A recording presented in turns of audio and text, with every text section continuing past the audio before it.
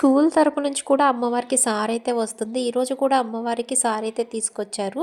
భాష్యం school వాళ్ళందరూ కలిసి సారీని తీసుకొచ్చారు. పిల్లలందరూ కూడా వాళ్ళకి తోచిన స్వీట్సు, ఫ్రూట్సు, ఫ్లవర్సు అన్నీ తీసుకొచ్చారు అమ్మవారికి. అసలు చాలా అమ్మాయిలైతే చాలా చక్కగా పరికిణి జాకెట్లు వేసుకొని చాలా ట్రెడిషనల్‌గా అయితే రెడీ అయ్యి వచ్చారు. కొంతమంది పిల్లలైతే అమ్మవారి గెటప్స్ అయితే వేసుకొని వచ్చారు.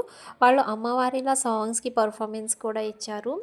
ఇక్కడ చూసినట్టయితే మొత్తం పిల్లలందరూ సారి పట్టుకొని కూర్చుని ఉన్నారు అమ్మవారి దగ్గర. అందరికీ దర్శనం అయ్యింది. మహాలక్ష్మి అమ్మని కూడా దర్శనం చేసుకున్నాము. ఈమె మహాలక్ష్మి అమ్మవారు. మనం మేడల్లో అందరూ ముగ్గురిని గంగానమ్మని, మహాలక్ష్మి అమ్మని, పోతురాజు బాబుని ముగ్గురిని దర్శనం అయితే చేసుకున్నారు పిల్లలందరూ.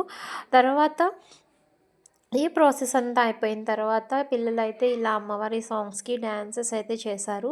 చక్కగా త్రిశూలం పట్టుకొని, వేపాకులు పట్టుకొని చాలా చక్కగా అయితే డాన్స్ అయితే చేశారు. ఇందులో గంగానమ్మ సాంగ్ ఉంటుంది గదా!